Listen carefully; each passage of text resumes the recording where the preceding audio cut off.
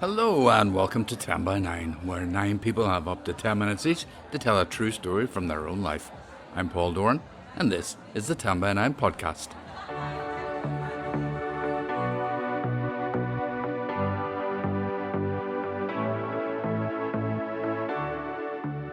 We had a truly amazing night this week in Belfast's Black Box, a full house, and the place was buzzing.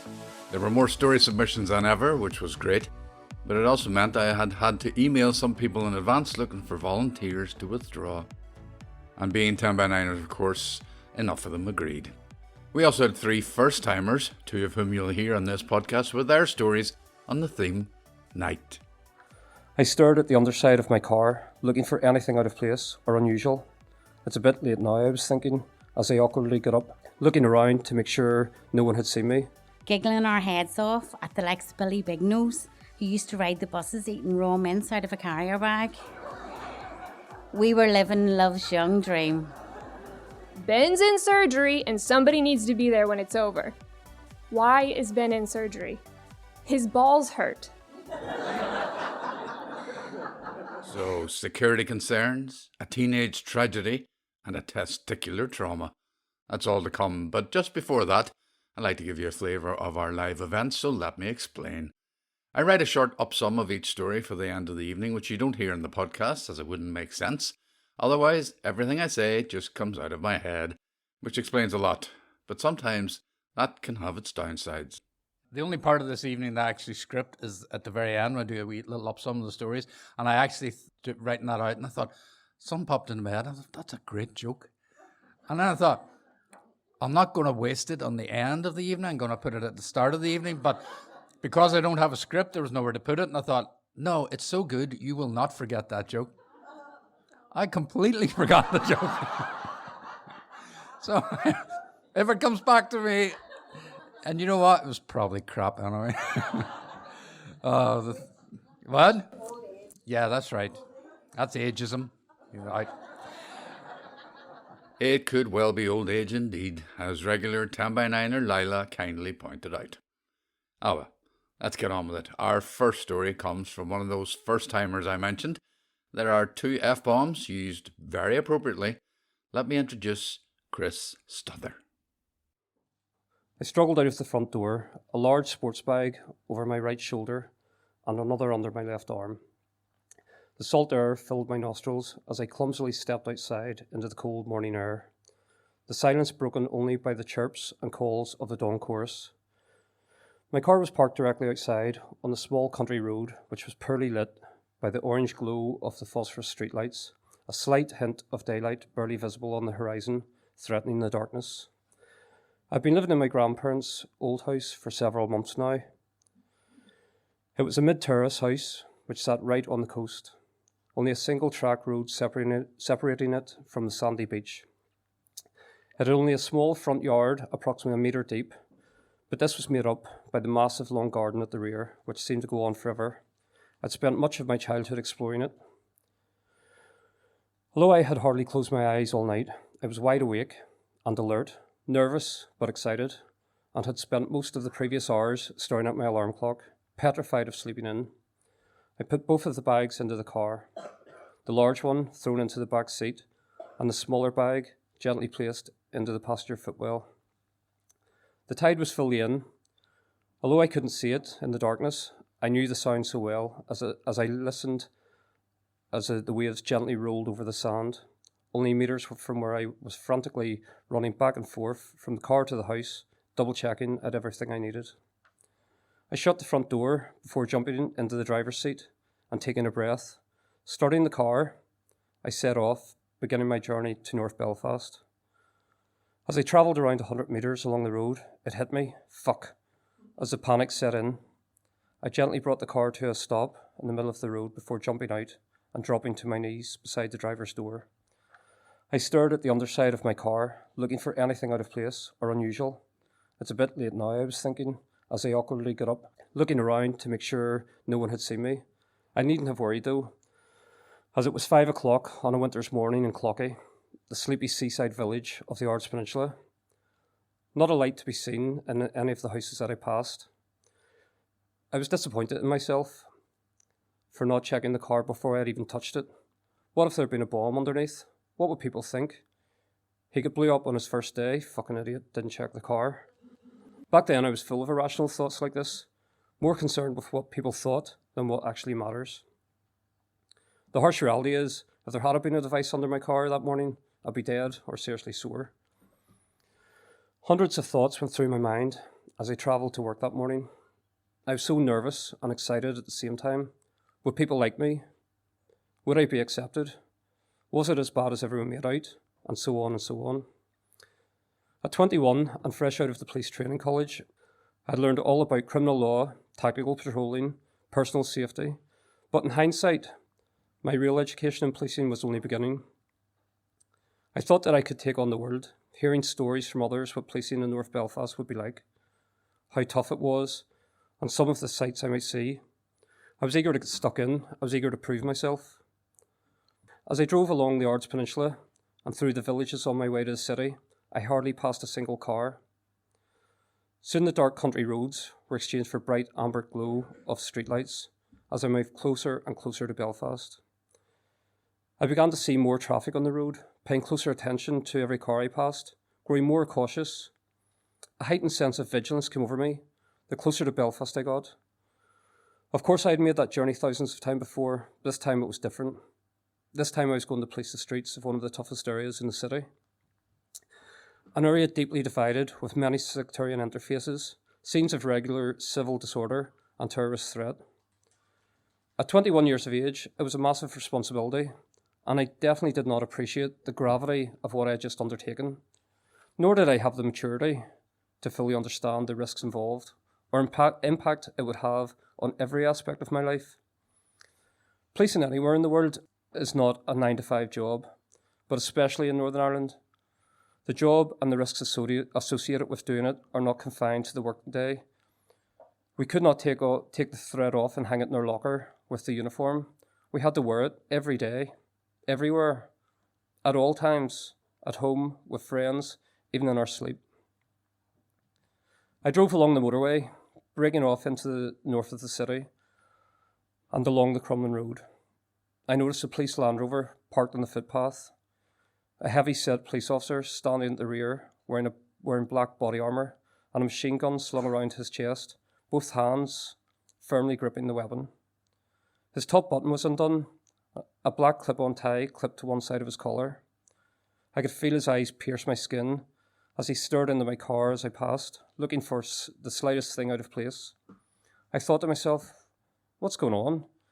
I nervously nodded at him, as if to say, I'm one of you. But his gaze never broke. The expression on his face never changed. I can honestly say I was shitting myself. I would soon learn that this was a daily occurrence, and one which would be taken very seriously by all of the station party. Get out and cover the changeover would be the sergeant's morning cry.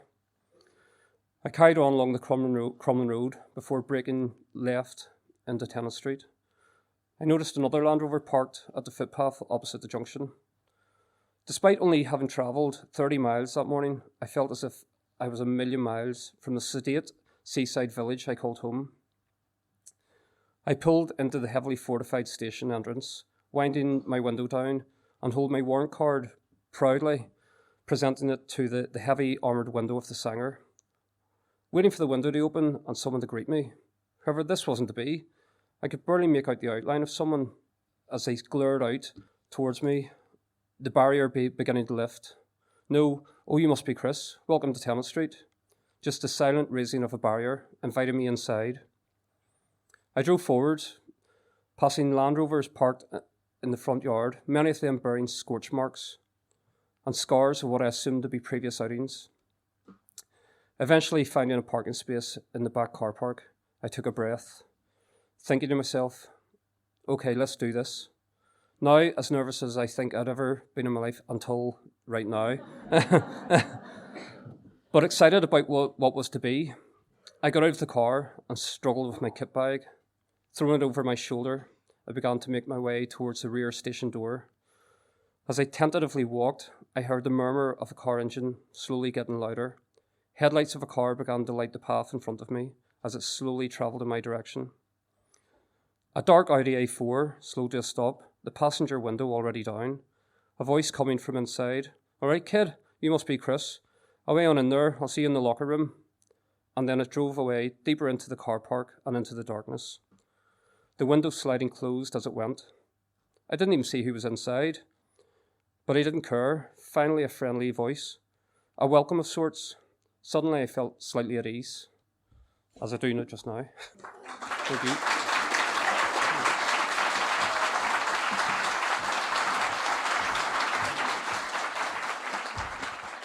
Chris, thank you so much. A reminder of the bad old days here, but what a great story and a great 10x9 debut. Come back soon. As I'm always reminding you, 10x9 is constantly in need of storytellers. Okay, maybe not this month, but generally. Whether you're new like Chris or returning to the 10x9 mic, get in touch at our website. Whether it's just a vague idea or a fully formed epic. And if you're a bit nervous, shy or reluctant, remember you're the people 10x9 was created for. Okay, on to our next story, and it's our second first-timer. She'd been coming to 10x9 for years and finally got up the nerve to tell this. Here's Siobhan McGuigan. One night in March 1988 changed my life forever. I'd been going out with a guy called Mickey Rogers for about 2 years. I was 18, going on 19, in my A-level year at school.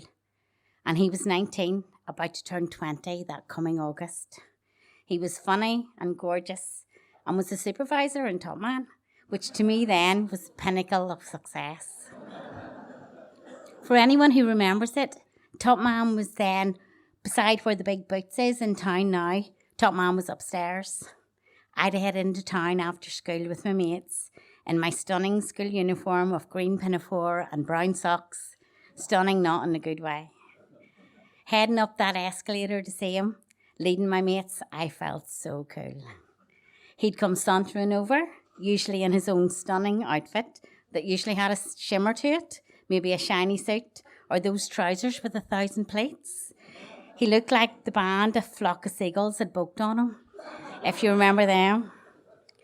I'd wait for him after work and we'd head home together to Glengormley on the bus, negotiating the ring of steel barriers around the city and the army's searches, giggling our heads off at the likes of Billy Bignose, who used to ride the buses eating raw mince out of a carrier bag. We were living love's young dream. We fell out all the time. We'd split up for a few weeks, then come across each other in the Lansdowne or Joplin's with someone else and spend the night eyeing each other up or trying to make the other jealous, which usually worked. We'd often have a sneaky snog when our new partners weren't about, or get together again a few days later swearing we'd stop being so stupid because all we wanted was each other. We were simply drawn to each other even at that young age. One of the best nights together that I remember is so simple. We bought a quarter bottle of vodka, 2 tins of Coke, and sat on a curb pouring away half the tins of Coke so we'd have room to pour in an equal share each of the vodka. I remember laughing our heads off at nothing. We were good kids, really. Public drinking was the height of our delinquency at that stage. In a strange turn of events, that curb that we sat on is right across the road from my current house. I walk my dog Gino past that spot most days. We had another fallout at my school formal in early 1988.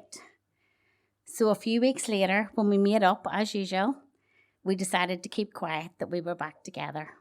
We were no posh and backs, but people knew us. Mickey had a real job, wore shiny clothes, and had a flat top. He was someone in our teenage world. Roll on to the end of February 1988, when we'd been back together again a few weeks. Mickey drove his dad's car to see me and parked up, again oddly, literally within sight of where I now live. That night, we talked about how we had to stop this nonsense. We were open about how we felt about each other, and the words getting engaged were used. I totally get that we were young, but we were both tired of messing each other about, and it just felt like we had a destiny together. The morning after that, at the start of March 1988, I was woken up by the front door being banged about 7 a.m. I heard my dad go to answer it as my mum was already away to work in Truffle's restaurant beside the City Hall above the spinning wheel, if you remember that. I remember Daddy calling me downstairs. I remember coming downstairs really confused about what was going on. Mickey's brother Martin was at the door. He was there to tell me that Mickey had been killed in a car crash the previous night, along with another of our mates, also called Mickey. Mickey Bradley, a guy with a huge smile and infectious laugh. I threw clothes on me, and the next few days were a blur of being in his family home at the wake, with the closed coffin in the front room where I lay in his bed at night just to be in his space. And his folks totally treated me like part of the family. We all then had to find our way through the funeral and to a life out the other side. We were a really close bunch of mates. We'd lost 2 friends, remember? A totally horrific experience so young. In the true style of our gang, even the funeral couldn't go without incident, as one mate accidentally crashed his car into another mate's in the funeral cortege. For years they argued over whose fault that was. As I was in my A-level year at school, and then all set to do law at uni, I went back to school about 3 days later. There was no such thing as counselling or pastoral care in those days. Plus I went to a convent school, so no room for empathy, most definitely. On my first day back, I crumbled halfway through the day and I went home. The next day, I was summoned in front of the head nun, who berated me for having a boyfriend in my A-level year.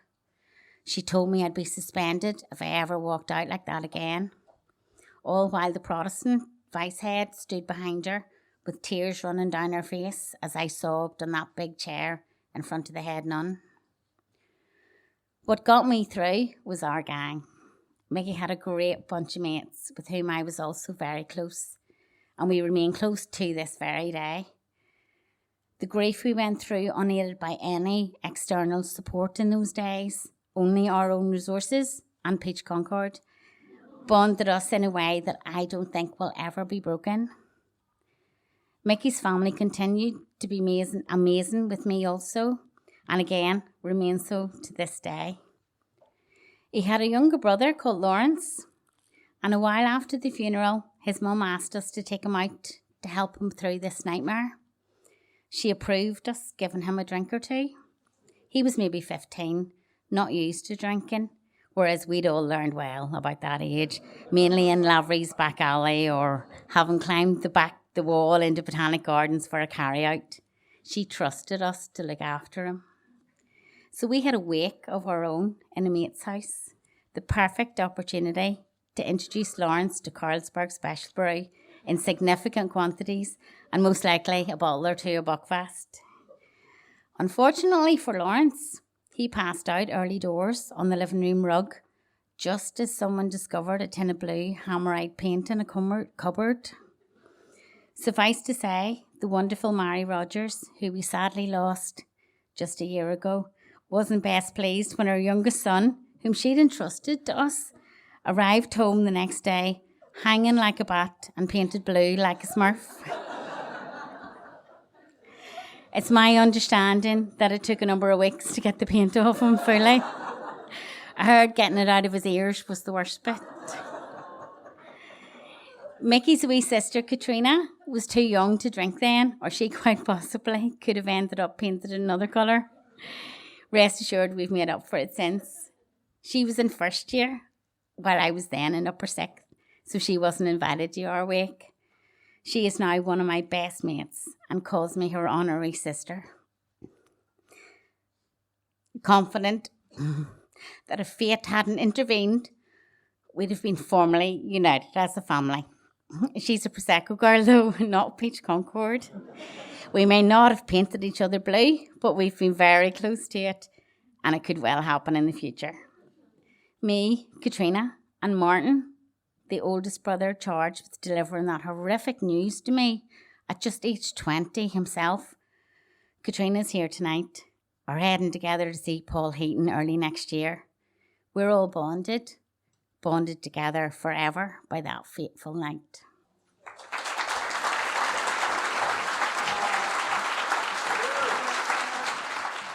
Siobhan, that was such a powerful piece of storytelling, so full of youth and joy and tragedy, told brilliantly.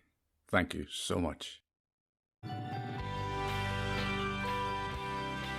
Now you know, because I'm always telling you, 10 by 9 is always free, but if you'd like to help ensure our events and this podcast continue, you can help us out with a donation via Patreon. There's a link on our website, 10by9.com. As always, a big thank you to everyone who has given, whether electronically or at our live events over the years. It really helps, and we are so grateful. Okay, on to our third and final story on this podcast. She's been coming to 10 by 9 for about a year with great stories. This one had a few gentlemen in the audience crossing their legs. It's Mylie Brennan. Most summer camp experiences where I grew up included activities like arts and crafts, swimming in a lake, sports.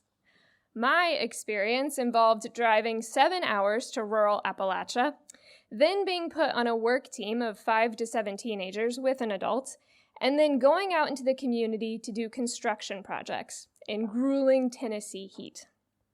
Ever a glutton for punishment, I loved it. So much so that I decided to be on staff. Now, important to know is that the camp weeks were run entirely by college students, overseeing teenagers with power tools. No one died or was seriously injured. Well, I worked there anyway. So there I was, 20 years old, on staff at camp. Now, there were 2 camp locations. I had always been a camper at Cumberland Pines, but I was assigned to staff at Baker Mountain. The staff accommodation was a small house I shared with 13 others. The men and women had separate bunk bed-filled bedrooms and separate bathrooms, but to say we lived in close quarters is an understatement. We began the summer with an intensive week of training, and then we were given a free weekend before the campers arrived.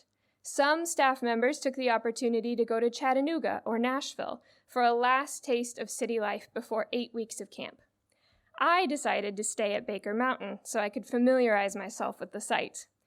And that weekend, there were 5 of us in the house, 2 women and 3 men.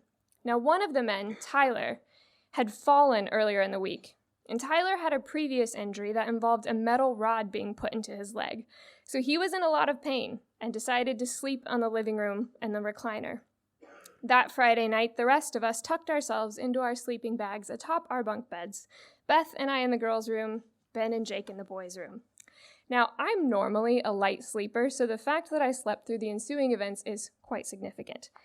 From what I understand, around 2 a.m., Ben, an energetic, charismatic young man, completely healthy to this point, woke up in so much pain that he had to crawl to the bathroom to vomit. He managed to make it back out of the bathroom right when Beth was coming in from a sneaky midnight visit to her boyfriend. Seeing Ben like this, she decided he needed to go to the hospital, which was a 40-minute drive away. And this was good news because Ben was convinced he was dying. You see, all the pain was in his testicles. Men seem to believe there is a fragile tether between life and death that becomes taut to the point of snapping when they have pain in their testicles. Now, an hour and a half later, around 4 a.m., Tyler realized he was starting to develop a fever. He began calling for help, but he did it like this. "Hey guys, is anyone awake? If not, that's cool, but I think I need to go to the hospital." Eventually, he called Jake on the phone, and by 5 a.m., Tyler had also been admitted to the hospital. At 7 a.m., I awoke to Beth shaking me.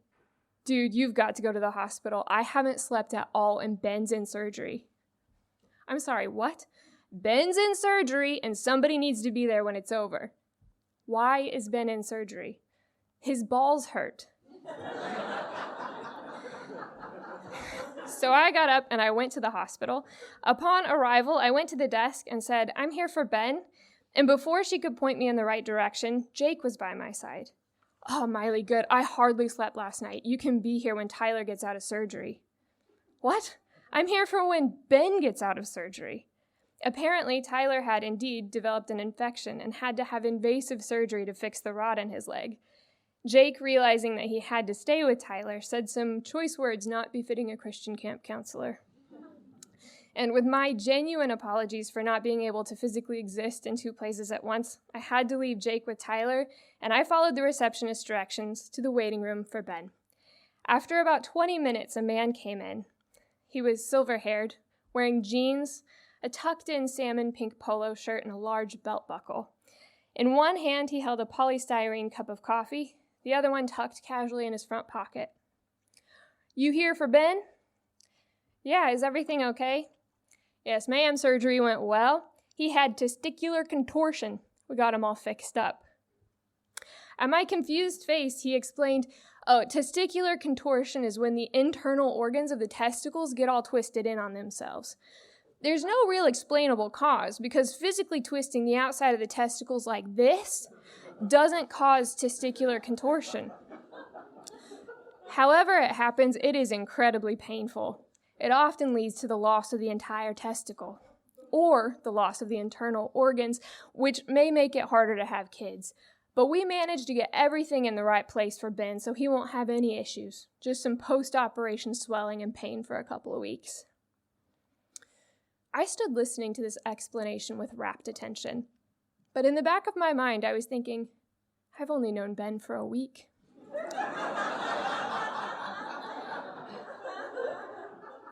I don't know Ben well enough to be learning about his testicles. Am I going to be able to look him in the face and not think about the insides of his testicles twisting? And then the doctor said the most disconcerting thing yet. Yeah, here's Ben's cell phone. You better call his mom and let her know." I dutifully took the flip phone from the far too casual surgeon, went to Ben's contacts, and called his mother. She answered, and before she could say hello, I said, "Hi, Mrs. Austin. My name is Mylie. I'm on staff at camp with Ben.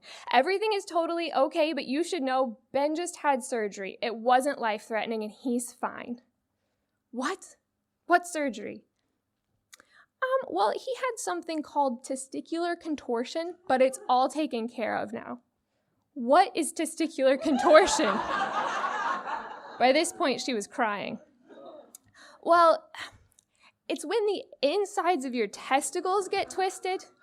Oh my God, did they take Benny's testicles? No, ma'am. No, the doctor said everything went really well. Am I going to be able to have grandchildren?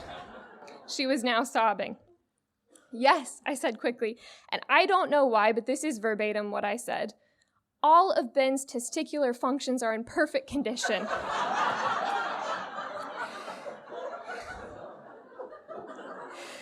She was relieved. And I eventually got off the phone, and a nurse came to tell me that Ben had woken up. So I walked in. Ben looked up at me in his post-anesthesia fog and said, "Did you hear about my balls?" "Yes," I said, "and I just got off the phone with your mom. She's really glad you're okay." "Oh man, my mom knows about my balls too?" So the next few days involved our entire staff going on rotation to visit Ben and Tyler in the hospital. Both of them were able to get back to work in some capacity by the second week of camp. And a few weeks later, I walked into our staff office and was immediately enveloped in the arms of a tall, large woman who began crying as she held me. "Thank you," she cried. "Thank you for being brave and calling me and letting me know I can still have grandchildren." Ben was standing in the corner looking surprisingly cheerful, given the context. "Hey, Mylie, this is my mom. Mom, this is Mylie." "I know an angel when I see one," she wept, holding me even tighter. "Oh, you're welcome, Mrs. Austin. It was my pleasure." In fact, it had not been pleasurable. But it was gratifying to know that my ability to keep calm in a testicular emergency had a positive impact on the life of Mrs. Austin. Ultimately, as I think back, it is strange that a night I managed to sleep through is a night I will never forget.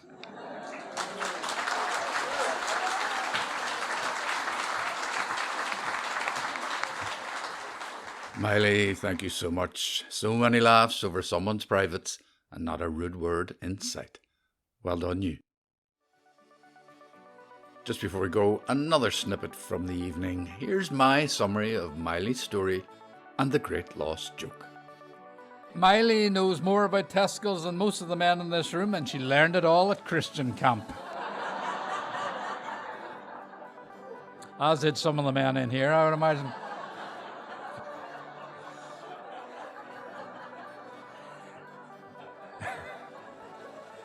That was my joke.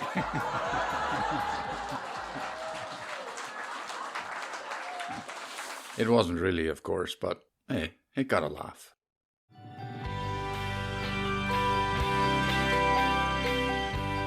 And that's it for this podcast. You can keep up with all our upcoming events and themes by having a look at our website. That's 10by9.com. The dates for 2025 will be up there, hopefully, this week. 10by9 is on the socials, of course. Be sure to follow us on Twitter, Facebook, and Instagram, and I'll try to get a look at Blue Sky.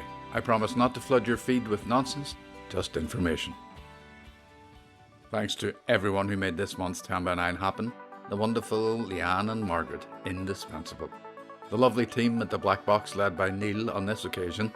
The audience, a capacity crowd, and as warm and respectful and responsive as ever. Thank you so much, you really do make such a difference. And of course, what a talented group of storytellers. Thanks to all, of course, including those who didn't get to tell this month. But the biggest thanks this week goes to Chris Stother, Siobhan McGuigan, and Mylie Brennan. I'm Paul Dorn, and I'll be back with another podcast soon. But for now, bye-bye.